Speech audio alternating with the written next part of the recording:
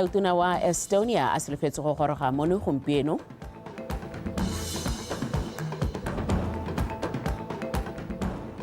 Makgotla a ka boditsha a gakololwa go abelana maele.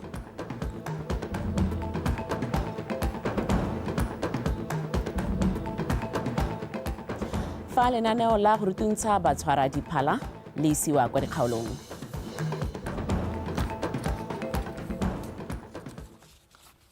Wetso ke ga ona dinto ka dikgang tsa Botswana Television tsa nako ya bosupa mme ga ke nosi ke na le sentle moeng o ranolelang ka puo ya diatla.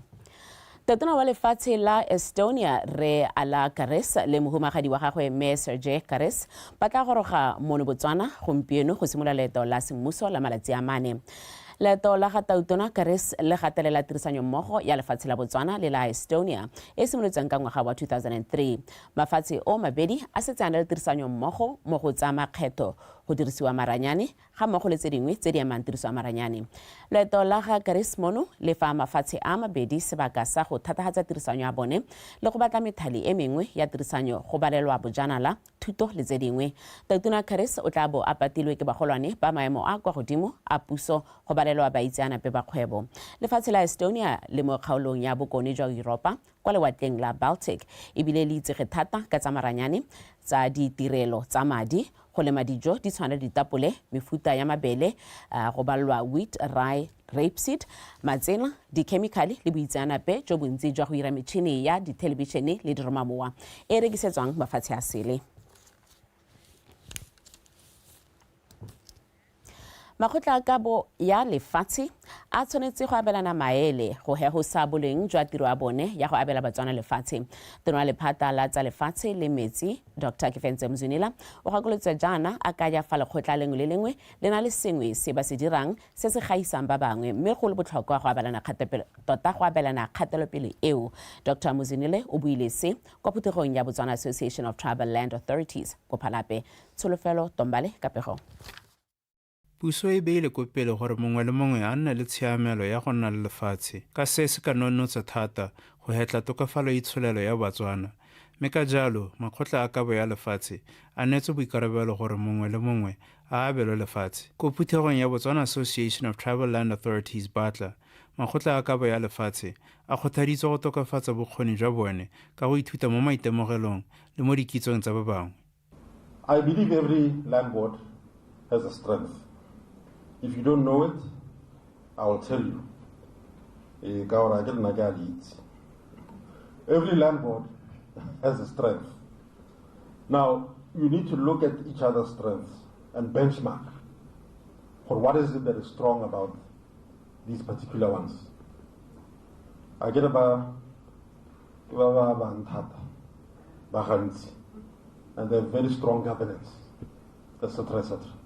So you need to look at each other and see how you benchmark from each other.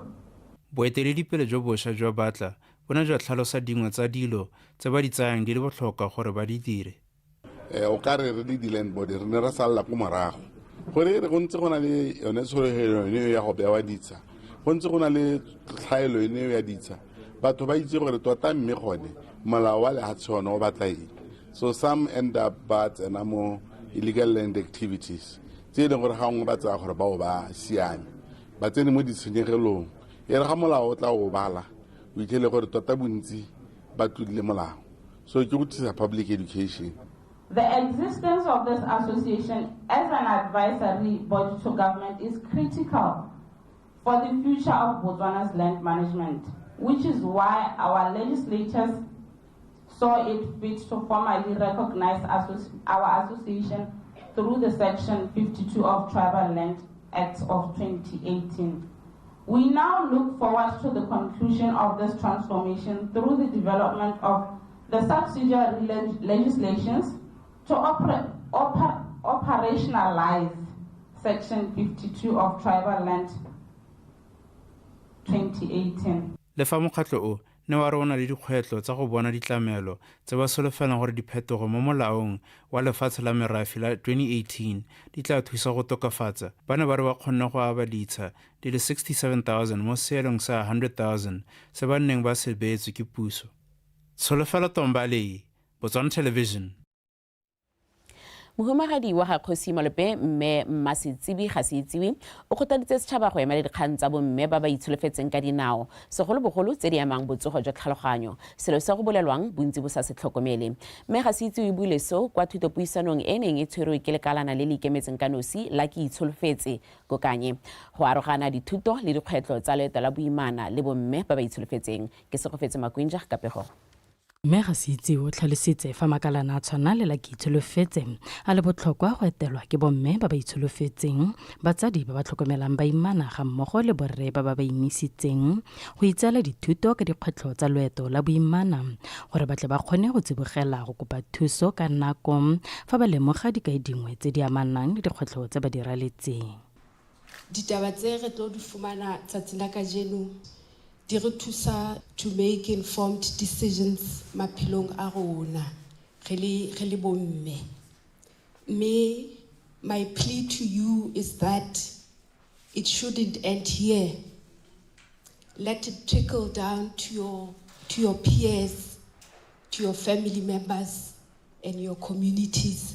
Le bona ba utlwa hore na thuto e le fumaneng e reng, and also le bona where to get services. Mogolwane wa lekalana le mme Pontsho Kodisa a re maikaelelo a lekalana le ke go netefatsa gore setšhaba go rala lefatshe leno sa amogela dithuto tse ba di tsenya mo tirisong go fokotsa manokonoko le ditlamorago tse di ka bang bomme ka fa mosing. Ever since re simolola go dira ditiro tsa rona tse e leng go psycho-educator e leng tota go gasa molaetsa ka botsogo jwa tlhaloganyo jwa bomme ba ba itsholofetseng le batsetsi le go ba tlhatlhobela condition e re bitsang pre and postpartum depression mo gongwe be nna go fara counseling. We have helped more than 400 women ba ileng gore ba tswa mo Kanye district re ba re imisitseng bana ba kgona gore le bone ga re rona re na le seabe mo go ba tsenyeng di-stress ka gore ke be ke na le stress mme ke sa itse gore gongwe ke yone mo go kgosa mo go teng ke yone depression yaanong ke heletsa ke ntshetsa stress sa me mo gore ke rotloetsa ba bangwe ba ileng gore ba ne ba sa kgona go tla kana e le mme o itsholofetseng a le ko lapeng a tlhoka thuso mabapi le tsone tse tsa PMTCT kana a tlhoka kitso e tseneletseng mo go tsone tsa postnatal depression gore o ka ikgolaganya le ba ke itsholofetse kana a tsena ko tleliniking e gaufi. Borra be re utlwa gore re supiwa ka menwana go ditlhomo gore ga go sena go nna re lemoga gore go botlhokwa gore re ire botshelo re be jaanong re botlogela mo tseleng re tlogela motho jaanong ka morwalo e te kwa ga go a le nosi melo a rona mo babedi. Setšhaba se kopiwa go ipha nako go kopa bogakolodi le tshedilo maikutlo fa ba lemoga fa ba imile go akaretsa le borre ba bone ga mmogo le batlhokomedi ba ba tsetseng go etsa go baka ditathegelo tsa boimana masea matshelo a bomme ba baimana gareng ga tse dingwe. Ke Segofetse Makwinja, BTV News, Kanye. Balemi ba kgaolo ya borwa ba setse ba kgonna go bona dithuso go ithekela didirisiwa tsa temo ka lenaneo la temo letlotlo. Didirisiwa tseo di akaretsa diterekere le tse dingwe. Emmanuel Rapoa ka pego. Go tswa go loe lefatshe leno le ne le ntse le itsege ka go ikaega ka temo ebile le kgona go itshetsa sentle ka temothuo e ne le yone fela botshelo jo bo feletseng jwa Motswana. Mafatshe a itshetletseng sentle itsholelo ya one phophoma ba tlhoafaletse thata go nonotsha mogama wa temo. Lefatshe la Botswana le lone ga le a salela kwa morago ka temo ena le bokgoni jo bo feletseng jwa go godisa itsholelo ga mmogo le go tlhama mebereko. Ke ka mo puso e sweditseng go thusa balemi ka sephatlo sa madi mo lekgolong go nna le didirisiwa tse di maleba tsa temo.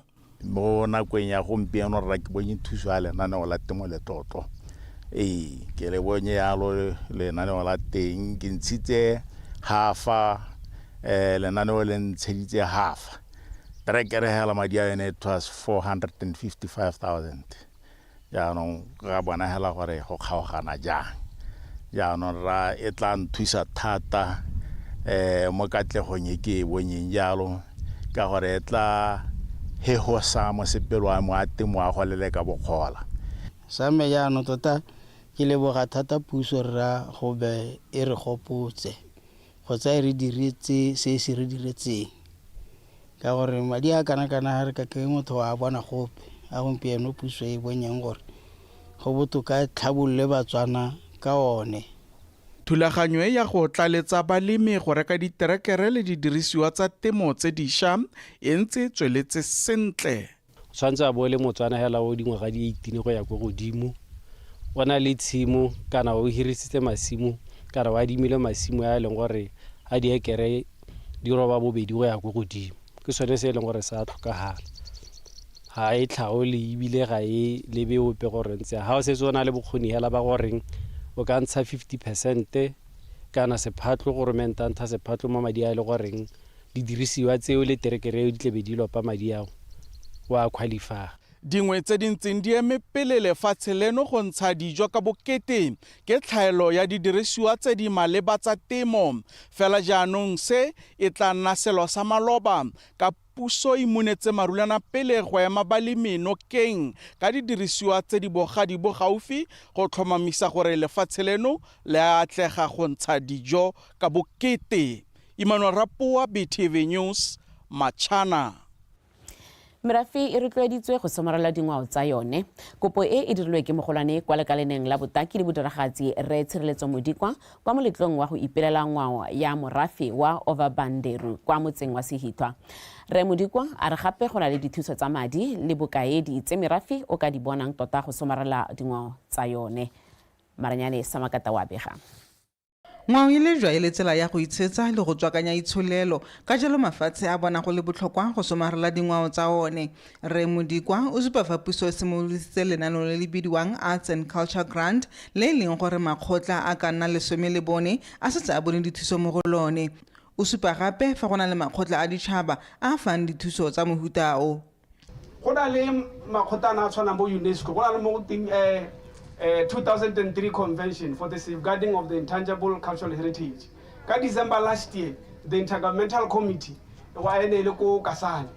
Re bua le gore mo Botswana re setse re kile rana le di elements tse leng gore di listilwe. Re na le dinkgwana earthenware pottery ya ba khatla. Re na le dikopelo tsa ba khatla. Re na le seperu sa chobe ba fekuhani. Gompieno ana ka March ne re submita ya Hosana ya Bakalaka. Ke challenge Badiri Youth Association gore ba ikopanye le MASEC mo kgaolong ka kwano gore ba form go ting district ICH committee intangible cultural heritage ka gore ke lenaneo le leng gore le ka gona go somarela dingwao tsa lona. Ke bua ana ibile ke re ka Machiana ba seperu bana ba bona madi a kana ka $94,000 which is almost 1.2 million from UNESCO. Gona le lenaneo le ko SIPA le le itebagantseng ke dikgang tsa ngwao le bodiragatsi le leng gore ke dumela gore le ne le tswalwa yana ka di 16 tsa February. Levy on Technical Devices Fund ena le karolo e leng gore le lona ga le ka ya ikatumetsa ha SIPA kana latla ha ofising ra tla ra re meme ka kganya teng ya re mo rounding e tlanye ke dumelang gore ke ngwaga o tla gongwe le ka hella le bone sengwe se leng gore se ka le thusa go ikgodisa le be le godise le lone le helo le hae. So manana wa ntsenyalo a ra tsenyeng mo tirisong re lebogeng puso gore e re lekela ka ntlha tsotlhe. Merafe e rotloediwa go ithulaganya gore ba nne mo maemong a mantle a go bona dithuso. Ga re organize disente, ga re structure disente. Ha re simola re kopa matsana kana re kopa madikonte go a re palela ka gore ha go simola go te committee e kae ga ise e kopane. Di minutes di kae ga ise di kopane. Certificate se kae ga ra ntsha di returns. I challenge you here gore if ikopanye le ipankanye sengwe le sengwe se nne sente ka gore ha ona le file a go etetse sente ke gore ka gona go bona matsana ona bo SIPA go bona thuso gone go Arts Council go bona thuso go UNESCO. Banana segolo jang ba rotloediwa go inakanya le tshomarelo ya ngwao ka ile mo diphatseng tsa go nyelela. Maranyane Samakata, BTV News, Sehithwa. Wetso ha re di garela seopedi sa monogae Thabo Ntirang yo itsegeng ka leina la Mapetla mo mohameng wa bodiragatsi o tlhokafetse. Go ya ka balelwapa, Mapetla o tlhokafetse bosigo jwa letsatsi la tshipi mo kotsing ya koloi mo Gaborone. Mapetla o tsene mo mohameng wa bodiragatsi e le seopedi sa mmino wa kwaito ka dingwaga tsa bo 2000 a opela dipina tse di neng tsa tuma thata tsa Hewe a le Skoko. Maikelelo a gagwe e le modiragatsi e ne le go godisa mohama wa bodiragatsi mono gae ka go tlhomamisa gore beng gae ba kola maduo a bodiragatsi a moa wa gagwe o robale ka kagiso mewetsho ka dilekalo dikgang tsa rona di tla go bokhutlong mme ke tlabe ke neela jaanong city ke gagwa ka tsa metshameko tlhola sentle.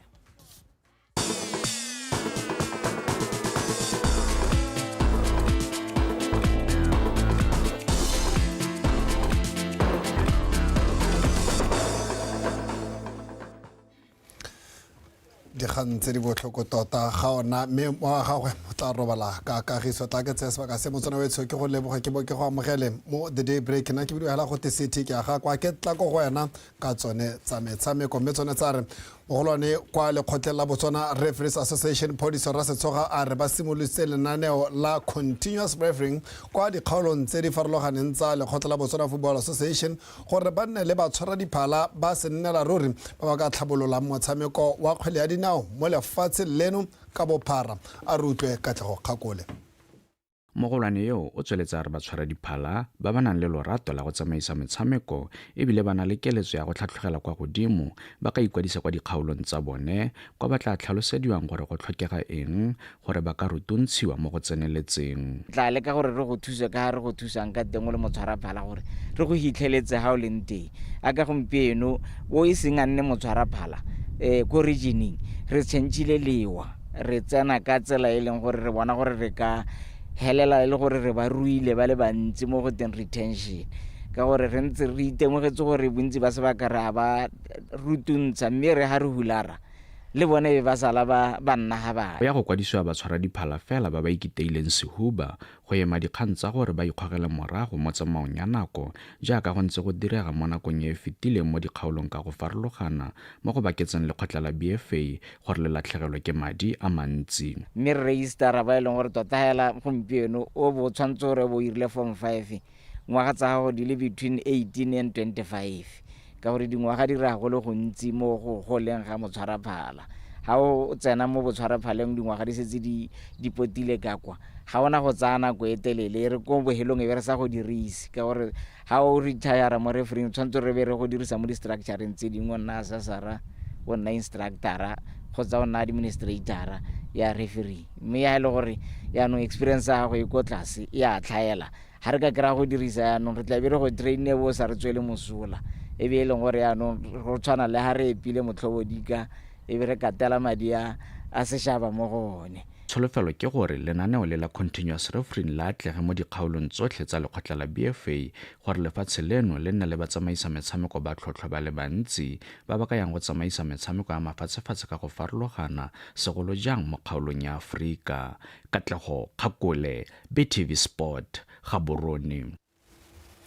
mme mo go tse dingwe SWA Flamingos ba netefaditse fa ba fetela kwa tikologong ya tsa bofelo tse di 16 mo kgaisanong ya Orange FA Cup ka go fapha Extension Gunners ka dinose tharo go elengwe mo motshamekong o neng wa tshamekelwa kwa Lobatse Sport Complex Maabane.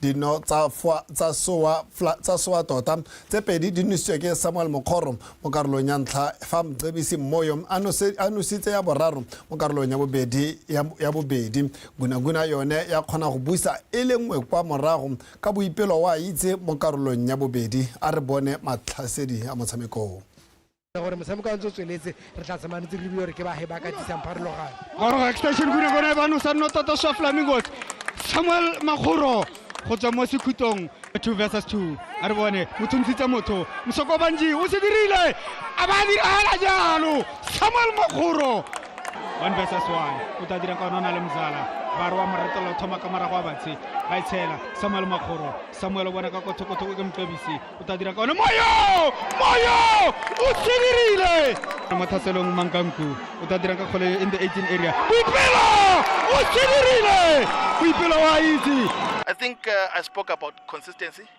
that the second round we want to do better than the first round. And our first 2 games on the league, we did well. We managed to collect 6 points and clean sheet. And coming today again, I think we spoke about Lobatse as a ground where I think we have done well. We have never lost. It's our lucky pitch or it's our hunting ground. I'm happy overall, especially in terms of progression. But I might say, our opponents at one time, I think they were having the ball more than us. We conceded 3 silly goals. But I thought on the balance of play, we played in patches. There were moments where we were good on retention. Very good, like you could not distinct between which one is Premier and which one is First Division. But in football, you know, there's no point in playing so well, but you cannot find that pocket where you can hit your opponent. There were moments where I thought Vuyo could have played that forward pass to find the run. And there were moments where my strikers could not run behind the defense to play that ball.